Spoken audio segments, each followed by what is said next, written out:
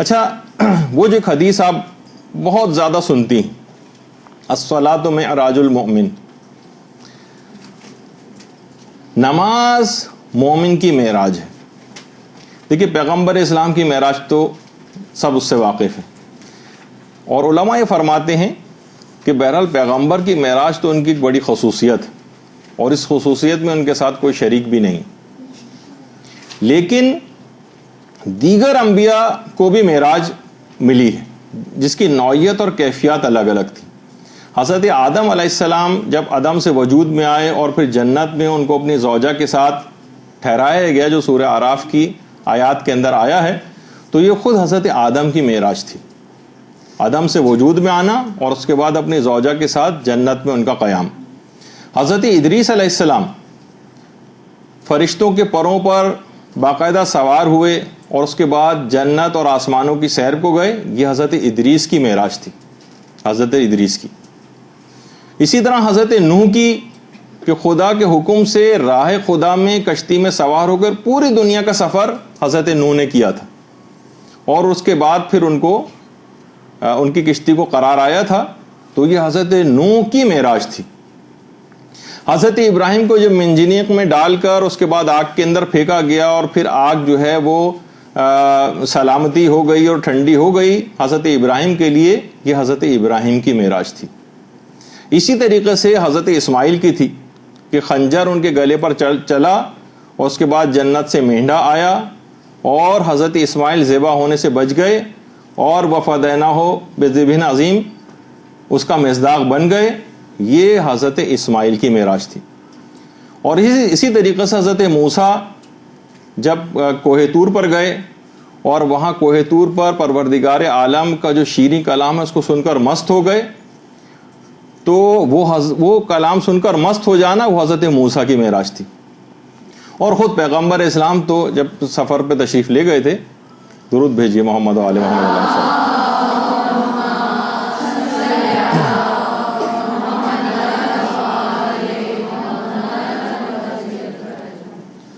اور کعبہ قوسین اور او ادنا کی جو ہے منزل کے اوپر پہنچ گئے تھے، تو وہ پیغمبر اسلام کی معراج تھی۔ اسی طریقے سے بندہ مومن کی بھی ایک معراج ہے جس کا نام نماز ہے، نماز۔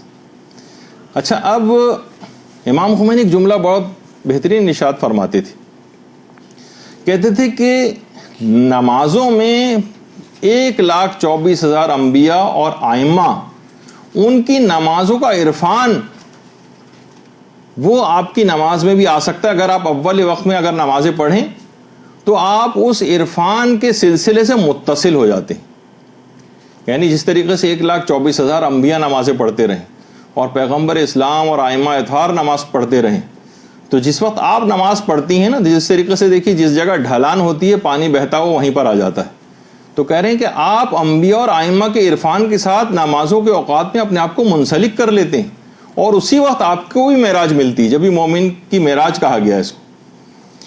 تو دیکھیے جماعت کی نماز کا بھی یہی فلسفہ بیان کیا گیا کہ انسان جس وقت نماز جماعت پڑھ رہا ہوتا ہے، تو دیکھیے اکیلا اور فرادہ انسان نماز پڑھتا ہے تو خشوع و خضوع بھی کم ہوتا ہے، شرائط بھی کم ہوتی ہیں، توجہ بھی اس کی نہیں ہوتی ہے، لیکن اگر نماز جماعت پڑھتا ہے اور یہ سب چیزیں مفقود بھی ہو جائیں، تب بھی اس جماعت کی نماز کی وجہ سے تمام کمیاں پوری ہو جاتی ہیں۔ یہ آیت اللہ ابو الحسن اصفہانی ہیں کہ جو نماز جماعت پڑھا رہے ہیں، جو آپ کے سامنے تصویر، کہ خود قبرستان کے اندر جاتے تھے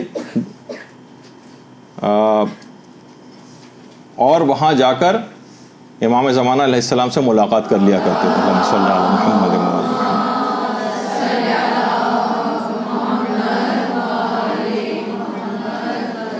نجف کا جو وادی السلام قبرستان ہے وہاں، تو جماعت دیکھیے ایک آدمی کی بھی اگر جماعت میں نماز قبول ہو رہی ہے تو اس کی برکت سے تمام نمازیوں کی نماز جو ہے وہ قبول ہو جاتی، اس وجہ سے جماعت کا بہت ثواب اور فائدہ ہے۔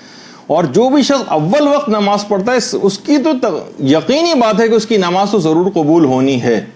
وجہ اس کی علماء یہ بیان کرتے ہیں کہ دیکھیے امام زمانہ علیہ الصلوۃ والسلام، اللہم صلی علی محمد،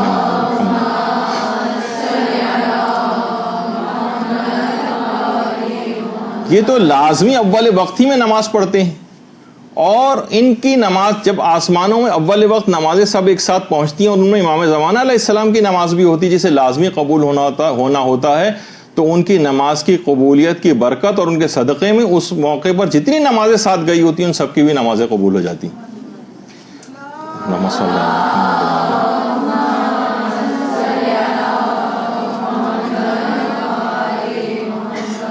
اچھا، یہ جو نماز مومن کی معراج ہے، یہ جو حدیث ہے، اس کو تھوڑا سا سمجھنے کی ضرورت ہے۔ آغا محسن قرطی نے اس کی کافی اچھی تشریح کی ہے، اور اس کے علاوہ آغا حسین دیلمی نے اس حدیث کی بہت اچھی تشریح کی ہے، جو دونوں ملا کے میں آپ کے سامنے پیش کر رہا ہوں۔ انہوں نے کہا کہ جو نماز مومن کی معراج ہے، تو نماز جس طریقے سے مومن کو ایک عروج اور بلندی کی طرف لے کے جاتی ہے، اس کی مثال جہاز سے دی جا سکتی ہے، جہاز سے۔ اور کہا کہ دیکھیے جہاز بھی ہمارے جسم کو بلندی اور علو کی طرف لے جاتا ہے۔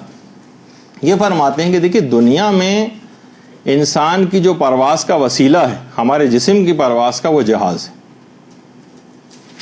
اور نماز کا مقصد بھی قرب الہی کی فضا میں پرواز کرنا ہے۔ نماز آپ کو قرب الہی کی فضا میں پرواز کرواتی ہے اور جہاز آپ کے جسم کو پرواز کرواتا ہے۔ اور دیکھیے وہ فرماتے ہیں کہ دونوں میں سملیرٹیز کیا ہیں جس سے آپ کو نماز مومن کی معراج سمجھنے میں آسانی ہوگی۔ جہاز کی مثال سے بات سمجھائی۔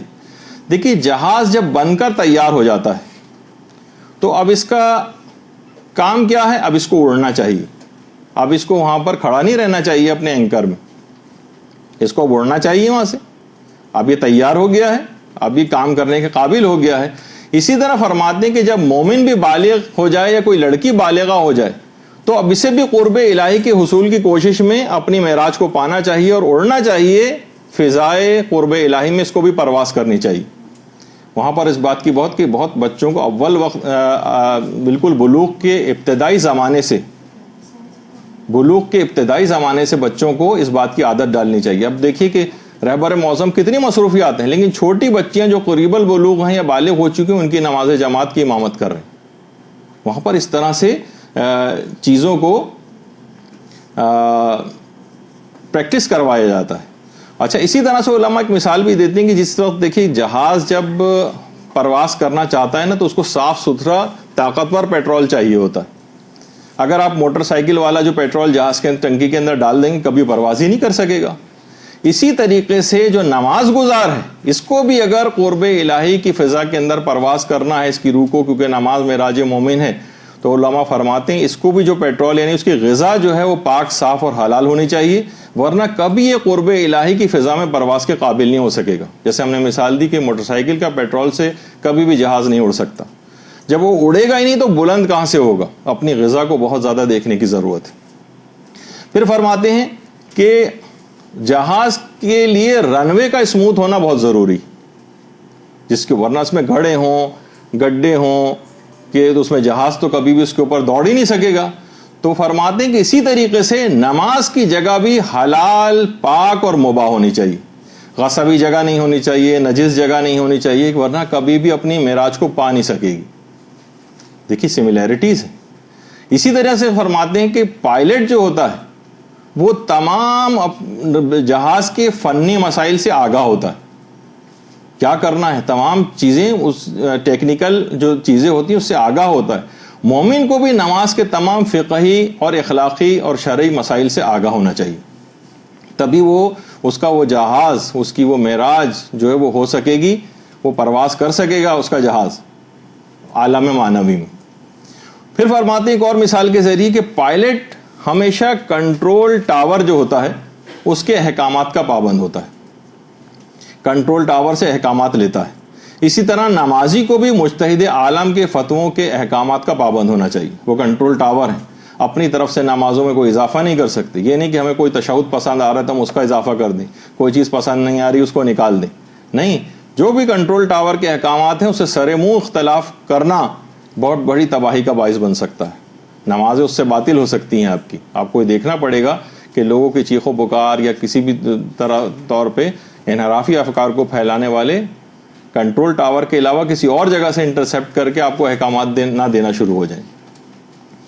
اچھا، اسی طرح سے دیکھیے یہ بھی مثال دی جاتی ہے کہ جتنی عمدہ ایئر لائن ہوگی پرواز اتنی اچھی ہوگی، اور جتنی خراب ایئر لائن ہوگی، نام میں نہیں لوں گا ورنہ فوراً آپ ویسے پہچان گئی ہوں گی، تو اتنی پرواز اس کی عموماً خراب رہے گی، ایمرجنسی لینڈنگز کرنا پڑیں گی اس کے لیے۔ جتنی عمدہ پرواز چاہیے اتنی عمدہ ایئر لائن کا انتخاب کیا جاتا ہے۔ تو مومن بھی جتنا متقی و پرہیزگار ہوگا اتنا ہی اس کی نماز کی معراج بلندی کے اوپر اتنی ہی اس کی نماز جا سکے گی، یعنی جتنا اچھا مومن ہوگا اتنی اچھی اس کی نماز اس کے مطابق ہوگی۔ فاسق و فاجر مومن ہوگا تو نماز کی کیفیت بھی بس ویسی ہی ہوگی جو اس ایئر لائن کی جو آپ کے دماغ میں۔ اچھا، اسی طریقے سے دیکھیے جہاز جس وقت اڑتا ہے تو ٹیک آف سے پہلے کچھ ٹیکسی کرتا ہے، ایسا تو نہیں کھڑے کھڑے جہاز ایک دم سے ہوا میں اڑ جائے، یعنی زمین پہ دوڑتا ہے، پہلے آہستہ آہستہ ہوتا ہے، پھر اسپیڈ بڑھتی ہے، پھر یہاں تک ہوتا ہوتا ایک دم سے فضا کے اندر بلند ہو جاتا ہے۔ اسی طریقے سے نماز جو مومن کی معراج ہے، پہلے مقدمات نماز ہے، پہلے اس کو وضو کرنا پڑتا ہے، نماز کی تیاری ابھی آہستہ آہستہ چلنا شروع ہوا۔ یہ آیت اللہ خوئی مرحوم ہے جو کہ وضو کر رہے ہیں، اور علماء دیکھیے اس میں ایک چیز اور بھی ہے کہ برتن وغیرہ کے اندر وضو کا ایک فائدہ ہوتا ہے کہ اس میں پانی کم ضائع ہوتا ہے۔ ہم لوگ بیسن وغیرہ کے اندر سامنے کھڑے ہو کے جو وضو کر رہے ہوتے ہیں تو مسلسل پانی بہ رہا ہوتا ہے، مسلسل پانی بہ رہا ہوتا ہے، تو یہ اتنی اچھی بات نہیں ہے۔ وضو کے جب مسائل بیان ہوتے اس وقت کافی تفصیل سے اس بات پہ بحث ہوئی تھی۔ برتن میں اگر لے کر وضو کرتے ہیں نا تو اس سے بہت سارے مستحبات پہ بھی عمل ہو جاتا ہے اور پانی بھی کم خرچ ہوتا ہے۔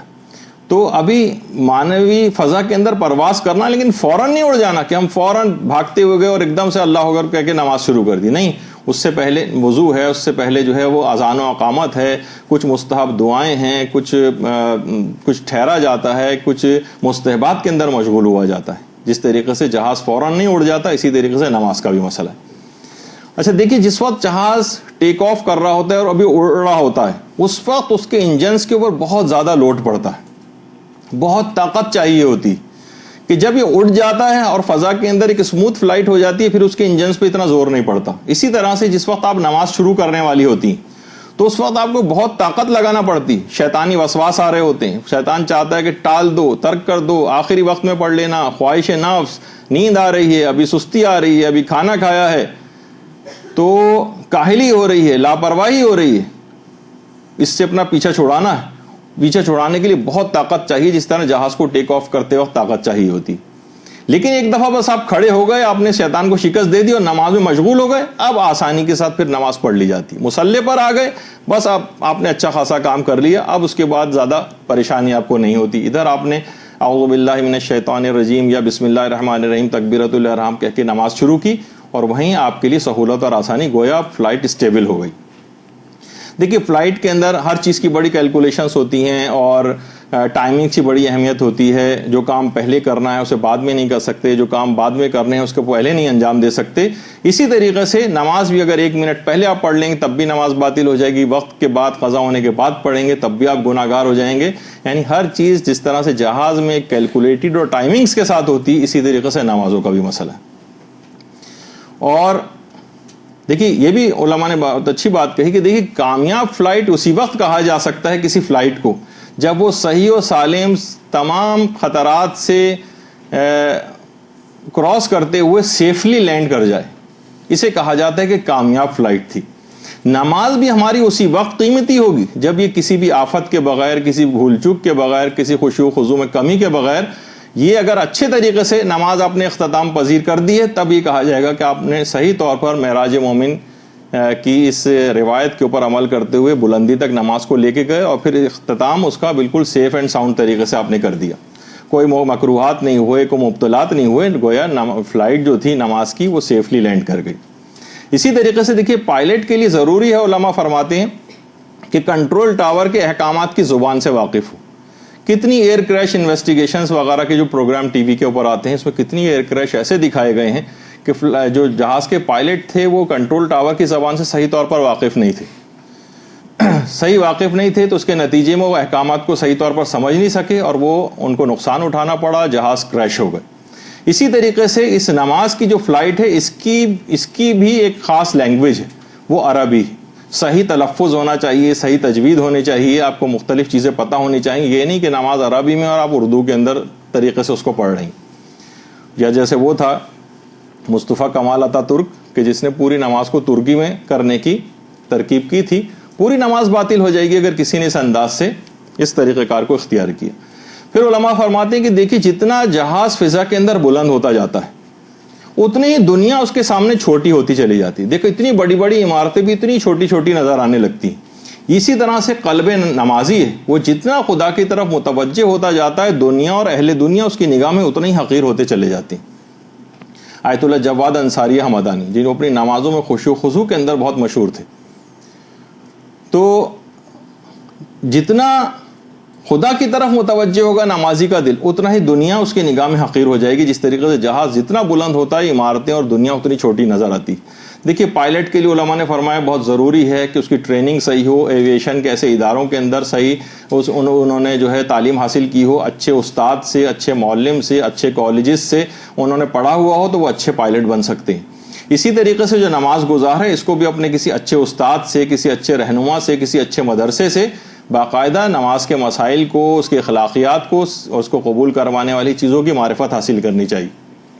یہ ہمارے استاد محترم مولانا صادق حسن صاحب قبلہ یعنی نمازوں کے بھی اعتبار سے اور دیگر مسائل فقہ کے اعتبار سے کتنا عظیم و شان کام ان کا ہے کہ جس کو رشک آتا ہے دیکھ کے کہ مسائل نماز کی خاص طور پر کراچی میں, دیگر کچھ اور علماء نے بھی اچھا سلسلے میں کام کیا یقیناً, لیکن ان کی خصوصیت کوئی الگ اور نمایاں ہی ہے کہ مسائل فقہ کے اعتبار سے اتنا زیادہ کام ان کا جو ہے وہ نظر آتا ہے. تو اسی طرح سے کہ پائلٹ کے لیے دیکھیے یہ بات بھی ضروری ہے کہ اس کا دماغ, اس کا ذہن بہت الرٹ ہونا چاہیے. وہ غافل ہو جائے, پائلٹ بے ہوش ہو جائے, جہاز سے گر پڑے. تھوڑے دن پہلے پائلٹ صاحب لینڈ کرنے کے بعد پتہ چلا ابھی شاید لینڈ بھی نہیں ہوئی تھی کہ کیبن سے باہر نکلے اسی وقت بے ہوش ہو کے گر پڑے تھے. تو اس سے بہت مسائل جو ہے وہ جہاز کے اندر ہو سکتے ہیں. تو اس کے لیے ضروری ہے کہ جو بھی پائلٹ ہے وہ بالکل الرٹ اور ہوشیار ہونا چاہیے. اسی طریقے سے ورنہ نقصان ہوگا. بے پرواہ جو نمازی ہیں جو مسائل نماز سے بالکل بے پرواہ ہیں, نہ ان کو یہ پتہ ہے کہ ہمارا کوئی بال تو نہیں نظر آ رہا, خواتین میں سے تو ایک بال بھی نظر آ رہا ہو تو نماز باطل ہو جاتی ہے. لباس ان کا کس طرح کا ہونا چاہیے, بس جیسا تیسا نماز پڑھنی ہے, چاہے بال نظر آ رہے ہوں چاہے لباس نامناسب ہو, کوئی مسائل نماز وغیرہ کی پرواہ نہ ہو, ان کی بھی نماز باطل ہو جائے گی. ایسا نہیں, اس کو الرٹ ہونا چاہیے اپنے آپ کو. باقاعدہ جب ہم اگلی کلاس ہوگی اس کے اندر نماز کی تیاری کیسے کریں اس پہ جب گفتگو ہوگی تو اس میں آپ دیکھیں گی بہت ساری چیزیں آپ کو باقاعدہ آئینے کے سامنے کھڑے ہو کے اپنے حجاب, پردہ, ایک ایک بال کو دیکھنا ہوگا کہ کہیں ایسا تو نہیں ہے کہ میری نماز اس سے خراب ہو جائے. اسی طریقے سے علماء فرماتے ہیں کہ جہاز کو پرواز کے لیے 2 پروں کی ضرورت ہوتی. ایک پر بھی اگر اس کا خراب ہو جائے تو جہاز جو ہے کریش کر جائے گا, گر جائے گا. اسی طرح معراج یہ مومن جو ہے نماز, اس کو بھی معنوی فضا کے اندر پرواز کرنے کے لیے اس کے بھی 2 پر ضروری ہیں, ایمان اور عمل صالح. ان میں سے اگر ایک چیز بھی کم ہے, ایک چیز بھی اگر کم ہے, بہت سے لوگ ہوتے ہیں کہ جناب فقط نمازوں کے اندر لگے ہوئے, عمل صالح سے لوگوں کی کوئی پرواہ نہیں کر رہے, کچھ اور چیزوں کے اندر حصہ نہیں لے رہے, بس نمازوں پہ نمازیں پڑھے جا رہے ہیں. ان کی بھی یہ بھی صحیح طور پہ پرواز نہیں کر سکے گی ان کی نماز. اسی طریقے سے بہت سارے ایسے ہیں جو عمل صالح میں لگے ہوئے ہیں لیکن نماز سے غافل ہیں. کتنے ایسے ہیں کہ گلوکار کا تو میں نے خود ٹی وی پہ اپنے کانوں سے سنا کہ بھائی دیکھیے زلزلہ زدگان کے حوالے سے میں بہت ہمدردی دل میں آئی اور میں بہت چیریٹی کے لیے کام کرتا ہوں, لیکن واضح طور پر بتا دوں میں نماز نہیں پڑھتا ہوں. یہ ٹی وی پہ کہا ہے انہوں نے, گلوکار نے. تو ان کی بھی نا, یہ بھی کسی معنوی فضا کے قابل نہیں ہے. بھائی وہ کون سی نماز ہے کہ جو کہ حقوق العباد اور دیگر لوگوں سے یا دیگر عمل صالح جو ہے جو ایمان اور عمل صالح دونوں کی ضرورت پیش آتی, ان میں سے کوئی سی بھی ایک چیز کم ہو جائے, یا حقوق اللہ یا حقوق العباد, یہ بھی جہاز کے 2 پر سمجھے جا سکتے ہیں. اچھا پھر یہ بھی علماء نے کہا کہ دیکھیے جہازوں سے کیا ہوتا ہے, سفر سمٹ جاتے ہیں, انسان جلد اپنی منزل پر پہنچ جاتا ہے, دنوں کے سفر گھنٹوں کے اندر طے ہو جاتے ہیں. اسی طریقے سے نماز بھی بہت جلد قرب پروردگار کے منزل پر انسان کو لے آتی. ان نمازوں کے ذریعے بہت جلد قرب پروردگار حاصل ہوتا. اور یہ بات بھی مشابہت کے طور پہ علماء نے نقل کی کہ دیکھیے جہاز جتنا زیادہ بڑا ہوتا ہے اتنی پرواز اس کی سموتھ ہوتی. جو فوکر طیارے ہوتے ہیں, چھوٹے طیارے ہوتے ہیں, وہ جھٹکے بھی لے رہے ہوتے ہیں, فلائٹ بھی ان کی سموتھ نہیں ہوتی ہے. تو علماء فرماتے ہیں کہ اسی طریقے سے جس طرح بہت بڑا جہاز ہو تو اس کی فلائٹ سموتھ ہوتی ہے, اسی طریقے سے اگر نماز جماعت جتنی بڑی ہوگی وہ فوراً قبول بھی ہو جائے گی. خشوع و خضوع یا اس طرح کی کوئی کمی اگر واقع بھی ہوتی ہے جیسے میں نے اس سے پہلے ذکر کیا تو وہ بھی آپ کی ساری کمپنسیٹ ہو جائے گی. اور بڑی جماعت ہونے کی وجہ سے جہاز جتنا بڑا ہے اتنی سمجھنے کے لحاظ سے سیف اینڈ ساؤنڈ طریقے سے جو ہے وہ اس معراج کو انسان حاصل کر سکتا ہے. اور پرواز میں دیکھیے اگر ایک بھی مہلک غلطی ہو جائے تو اس سے کیا ہوتا ہے, فقط ایک غلطی سے کروڑوں کا جہاز وہ کریش ہو جاتا ہے, وہ گر جاتا ہے, اس کے اندر مثلا آگ لگ جاتی, صرف ایک مہلک غلطی. اسی طریقے سے نمازی بھی اگر کوئی ایک مہلک غلطی کر لے, مثلا ریاکاری کی غلطی, لوگوں ایک سیکنڈ کو بھی دل میں خیال اس کے آ گیا کہ میں دنیا دکھاوے کا, ایک سیکنڈ کا بھی خیال, وہ پوری اس نماز کو معراج پہ جو گئی ہوئی تھی وہ نماز کا وہ جہاز جو ہے وہ کریش ہو جائے گا, تباہ و برباد ہو جائے گا, نماز باطل ہو جائے گی. اور ہزاروں سال کی جو دیکھی شیطان کی عبادت تھی وہ فقط غرور و تکبر آیا اور پوری ہزاروں سال کی نمازیں اس کی جو ہے وہ باطل ہو گئی, فقط ایک گناہ کے کو انجام دے کر. اور دیکھیے یہ بھی کہا گیا کہ جہاز دیکھیے جب تک رکاوٹوں میں کھڑا رہتا ہے جب تک وہ اڑ نہیں سکتا. پرندے کے پاؤں میں اگر آپ رسی باندھ لیں وہ کہاں سے پرواز کرے گا. اسی طریقے سے اگر کوئی مومن ہے اور اس کے پاؤں میں گناہوں کی زنجیر بندھی ہوئی, تو جتنی بھاری زنجیر ہوگی اتنا ہی وہ اڑان اس کی مشکل ہوگی. تو ہمیشہ توبہ اور استغفار کر کے جب یہ نمازوں کو شروع کرنے سے پہلے استغفر اللہ ربی و اتوب الیہ کہنے کی بڑی تاکید ہے, جو آگے نمازوں کی تیاری کے ضمن میں ہم ذکر کریں گے.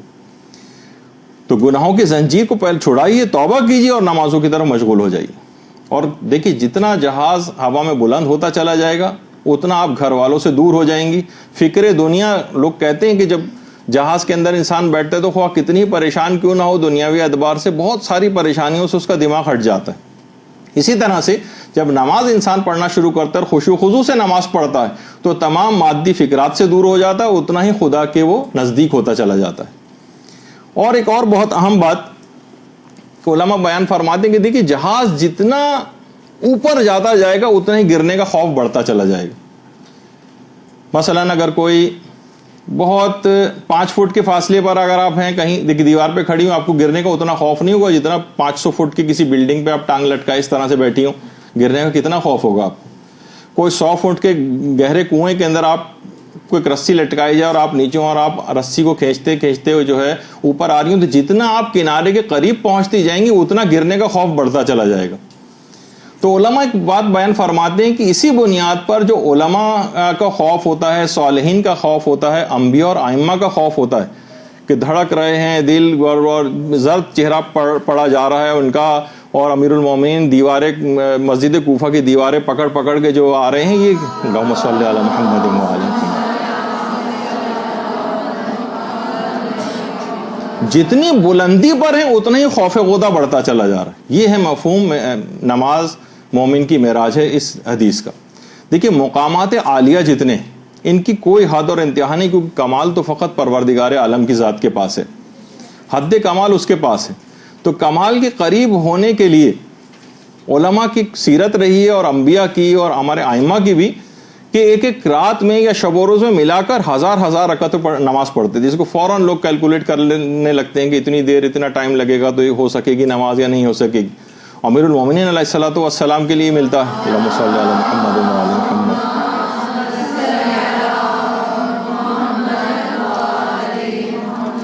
امام حسین علیہ الصلوۃ والسلام کے لیے ملتا ہے, اللہم صلی علی محمد.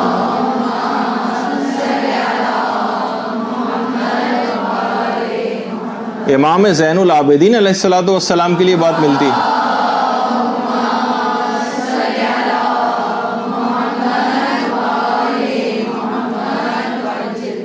اور ائمہ میں سے ہمارے 8ویں امام امام علی رضا علیہ الصلوۃ والسلام کے لیے ملتی ہے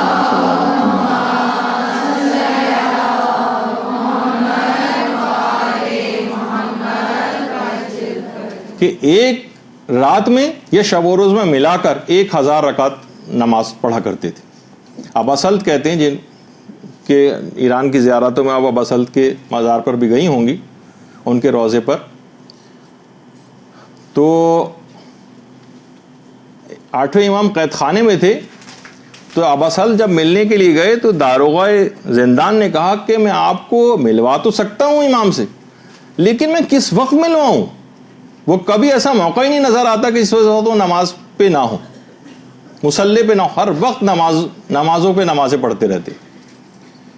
اور یہ تو ائمہ کی بات تھی. پچھلی دفعہ تو میں نے علامہ عبد الحسین الامینی کا تذکرہ آپ کے سامنے کیا تھا کہ وہ بھی کس طرح سے مشہد میں ایک رات کے اندر یا شب و روز میں ملا کر 1000 رکعت جو ہے وہ نماز پڑھا کرتے تھے. برحمتك يا ارحم الراحمين وصلى الله على محمد وآله الطاهرين.